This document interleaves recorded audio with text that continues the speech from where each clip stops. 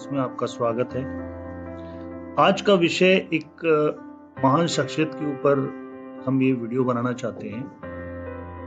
आज एक बहुत बड़ा सिंगर हमने खो दिया। जी हाँ, मैं जुबीन गर्ग के बारे में बात कर रहा हूँ, जो असम से उभरे और पूरे विश्व में उन्होंने अपने संगीत का डंका बजाया। आज वो हमारे बीच में नहीं है। कल उनका स्वर्गवास हो गया और बहुत ही दुखद समाचार है, जिससे पूरे देश को बहुत ही बड़ा झटका और शोक में पूरे देश है। ये नॉर्थ ईस्ट के एक बहुत बड़े सिंगर थे और उनको बहुत ज़्यादा प्यार नॉर्थ ईस्ट में मिला और लोग इतना उनको चाहते हैं कि आज मैं जब सोशल मीडिया में देखता हूँ, हर शख्सियत उनके साथ अपना फोटो अपलोड कर रहा है। इसका ये मतलब है कि वो कितने पॉपुलर थे लोगों के बीच में। उनके गानों के लिए लोग पागल थे और उनका या अली जो सॉन्ग था गैंगस्टर, जहाँ से उनको मैसिव फेम मिला, वो भुलाए नहीं भूल सकते लोग और उनको बहुत ज़्यादा प्यार करते थे। वो इंटरनेशनल भी बहुत सारे शोज कर रहे थे, इंडिया में बहुत सारे शोज करते थे, नॉर्थ ईस्ट में बहुत ज़्यादा प्रेवलेंट थे। तो उनके हॉरोस्कोप में ऐसे क्या गुण थे जिसकी वजह से उनको इतना फेम प्राप्त हुआ, वो इतना अच्छा कर पाए अपने लाइफ में, और ऐसा क्या कॉम्बिनेशन हुआ कि जिसके वजह से वो हमारे आज बीच में नहीं है।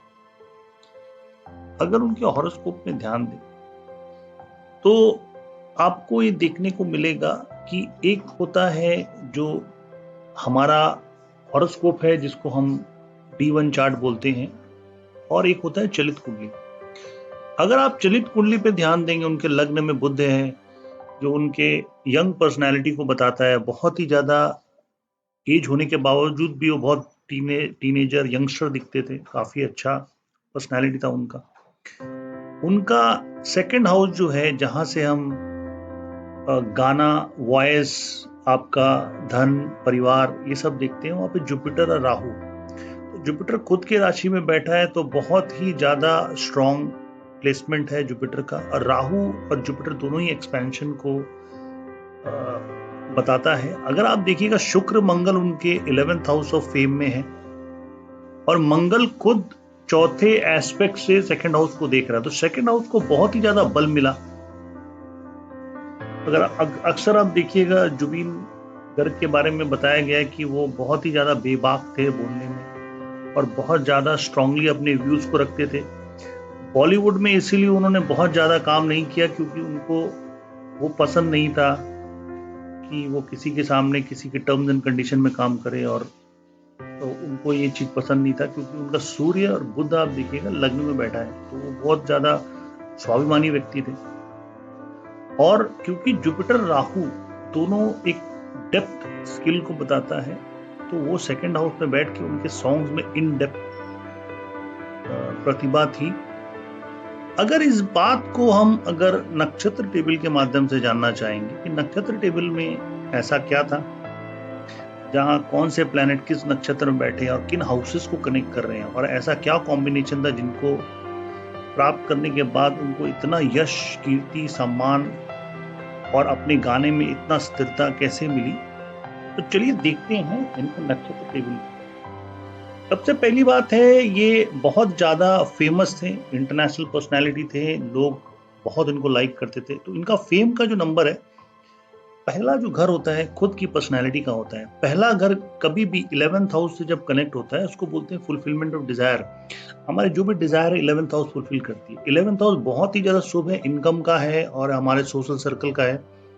कभी भी पहला घर, 10वां घर और 11वां घर बहुत प्रोमिनेंट अगर कनेक्ट हो रहा है हॉरोस्कोप में, तो ऐसे लोग बहुत ज्यादा फेमस होते हैं। इनका पहला घर हमेशा कहीं ना कहीं 11th हाउस से कनेक्ट हो रहा है, तो ये ऐसा दर्शाता है कि व्यक्ति को बहुत ज्यादा फेम प्राप्त होगा और अपने लाइफ टाइम में इन्होंने बहुत ज्यादा प्रसिद्धि हासिल की।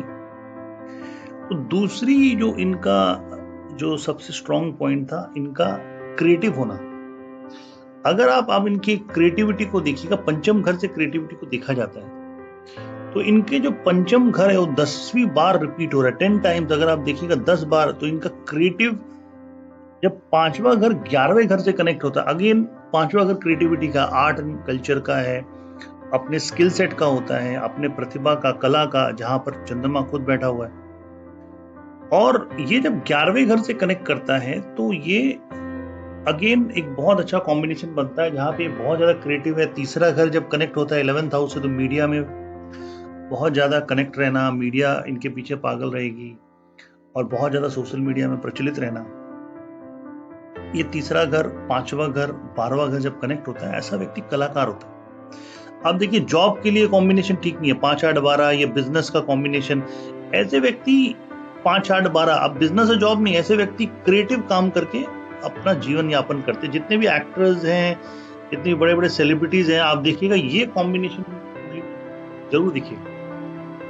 जब हमने बेनी डेल का हॉरोस्कोप देखा था, उसमें भी इसी तरह के कॉम्बिनेशन थे, जहां एक्स्ट्रा ऑर्डिनरी टैलेंट, वो प्रोड्यूसर भी थे, सॉन्ग लिरिसिस्ट भी थे, गाना लिखते भी थे, वो गाना कंपोज भी करते थे, बहुत टैलेंट था, बहुत सारे लैंग्वेजेस में गाना गाना।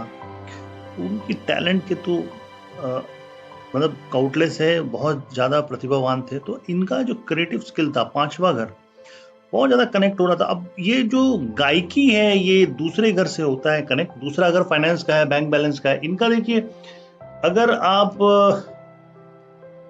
सेकंड हाउस को देखें, तो सेकंड हाउस बहुत स्ट्रांगली इनकी कुंडली में 10 बार रिपीट हो। जैसे 5th हाउस 10 टाइम रिपीट हो रहा है, दूसरा घर भी। दूसरा घर गायकी का होता है, दूसरा घर बैंक बैलेंस है, वेल्थ का है। तो इनकी कुंडली में वेल्थ भी बहुत है, वेल्थ जनरेशन काफी अच्छा। वो प्रसिद्ध सिंगर थे और काफी ज्यादा उन्होंने वेल्थ क्रिएशन किया अपने लाइफ में, तो काफी वेल्दी थे। तो उनके पास जबरदस्त करियर के कॉम्बिनेशन है। करियर का कॉम्बिनेशन अगर देखा जाए तो करियर बहुत स्ट्रांग है कुंडली में, बहुत ही ज्यादा स्ट्रांग है। वेल्थ क्रिएशन भी काफी अच्छा है, क्योंकि दूसरा घर इन्वॉल्व है। इसका मतलब सेकंड हाउस ऑफ वॉइस होता है, वोकल कॉर्ड्स होता है, आपका बोलने के तरीका। तो काफी अच्छा उन्होंने नाम अपना फैलाया, सब कुछ किया, क्रिएटिविटी में थे। आप देखिएगा राहु सेकंड हाउस में बैठा है। राहु इनकी कुंडली में, अगर आप अभी करंट दशा भी देखिएगा, तो मून वीनस में राहु चल रहा है।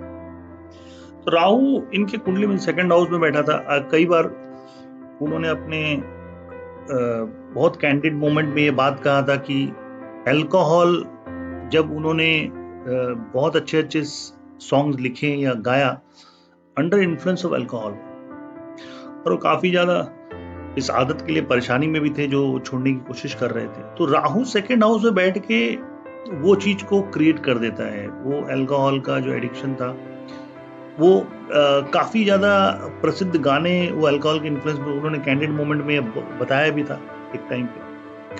तो यहाँ पर जो राहु का प्लेसमेंट है सेकंड हाउस में, एक तरीके से अच्छा भी है, खराब भी है, जो एडिक्शन को बढ़ावा देता है। और इनका जो गाना में डेप्थ था, इन डेप्थ, अगर आप देखेंगे 8वां घर 11वां घर जब होता है, तो बहुत ज्यादा डेप्थ इनके गाने में था। बट ऐसा क्या हुआ उस दिन कि इनको परेशानी हुई और इस चीज के ट्रैप में वो फंस गया। अगर उस दिन का दशा देखिएगा, चंद्रमा अगर हेल्थ, अब अगर आप देखिएगा कि कौन सी चीज सबसे ज्यादा परेशान करती है, 1 8 12, ये हेल्थ हैजार्ड के नंबर है। अगर पहला घर आपका शरीर है, वो 11वां घर से मिलके नेम फेम प्रसिद्धि को देता है। 9th हाउस होता है आपके गुड हेल्थ का। जब पहला घर, 8वां घर, 12वां घर कनेक्ट होता है, तो ये हेल्थ हैजार्ड को क्रिएट करता है। आप देखिए चंद्रमा में 1 8 12, वीनस में 1 4 12 है, ये बहुत ज्यादा लीथल नंबर है। ये एक्सीडेंट्स को प्रमोट करता है। अगर आप एक्सीडेंट्स को देखिएगा, एक्सीडेंट के कॉम्बिनेशन जो है 1 4 12, मतलब देखिए यहाँ चंद्रमा में भी एक्सीडेंट के नंबर आ रहे हैं, ये राहु में भी आ रहे हैं और वीनस में भी आ रहे हैं। ठीक, तो ये एक हेल्थ के लिए बहुत ही ज्यादा क्रॉनिक हो जाता है। ये राहु का जो पीरियड था, मून वीनस राहु, अब इसमें मंगल का एक एंट्री हुआ जो एक्सीडेंट्स को रिप्रोड्यूस करता है। जिस दिन उनका डेथ हुआ, उस दिन भी देखिए लास्ट लेग में राहु चल रहा था। बट ऐसे कॉम्बिनेशन पहले भी आए होंगे। ऐसा क्या हुआ उस दिन की उनको ये लंग से रेस्पिरेटरी रिलेटेड चीज की तकलीफ हुई, स्पेशली पानी में हुई। चंद्रमा पानी का कारक है और ट्रांजिट कोई भी चीज की डिलीवरी को रिप्रेजेंट करता है। अगर आप देखिएगा उस दिन का ट्रांजिट, अगर मैं इस दिन को एक दिन पीछे चले जाऊं, आप देखिए 19 तारीख को राहु जो है वो उनके चौथे घर में बैठा हुआ है, जहां से लंग्स को हम रिप्रेजेंट करते हैं, जहां पे हमारा 4th हाउस होता है, वो रिप्रेजेंट करते हैं। अगर आप देखिएगा चंद्रमा भी केतु और राहु के ट्रैप में है। वीनस खुद मार्केश 7th हाउस का लॉर्ड होके मार्केश होके बैठा हुआ वीनस चंद्रमा के काफी करीब है, राहु उसको एक्सपेक्ट कर रहा है। अष्टम में बैठा हुआ है Jupiter, which is death affecting house, और जो शरीर का जो लॉर्ड है, जो मंगल है, वो खुद 12वें में गया हुआ है, व्यय का स्थान है, और उस दिन ट्रांजिट में भी 12वें में चल रहा था। तो ट्रांजिट जो शरीर का जो मालिक है मंगल, वो भी 12वें में व्यय के स्थान पे चल रहा था, जुपिटर उसको एक्सपेक्ट कर रहा था, मार्केश वीनस चंद्रमा के साथ था, राहु भी उसको एक्सपेक्ट कर रहा है। 4th हाउस इन्वॉल्व है, चंद्रमा पानी इन्वॉल्व है, 4th house of lungs involve है, और सडन इवेंट्स एक्सीडेंट्स को रिप्रेजेंट करने वाला मंगल भी इन्वॉल्व है। इसीलिए जब उनके कुंडली में आप देखिएगा चंद्रमा वीनस और राहु इन्वॉल्व है, और ट्रांजिट में भी अगर आप देखिएगा चंद्रमा वीनस राहु मंगल इन्वॉल्व है, और ट्रांजिट में भी वो इन्वॉल्व है। तो इसीलिए ये इनके लिए बहुत ज्यादा फेटल हो गया, और भगवान उनकी आत्मा को शांति दे, जहां भी वो जन्म ले, बहुत सुखी परिवार में जन्म ले, और इसी तरीके से लोगों का दिल जीते, इसी तरीके से गाना बनाए, जहां पर भी वो जन्म ले। बहुत रेयर होता है ऐसे प्रतिभावान व्यक्ति इस धरती पे आते हैं, लाखों लोगों को इन्फ्लुएंस करते हैं, लाखों लोगों को वो इंस्पायर करते हैं, और अपने अच्छे गाने के साथ काफी लोगों का पेन, दुख, दर्द भी सॉल्व होता है। तो इस वीडियो के साथ मैं उनको नमन करता हूं, और बहुत बहुत मेरी तरफ से उनको श्रद्धांजलि है, और मैं आशा करता हूं इसी तरह से कुछ वीडियोस लाऊंगा जहां पे मैं आपको समझा पाऊं कि कैसे हॉरोस्कोप काम करता है। Thank you so much. Please subscribe and like my channel so that I can make further more videos.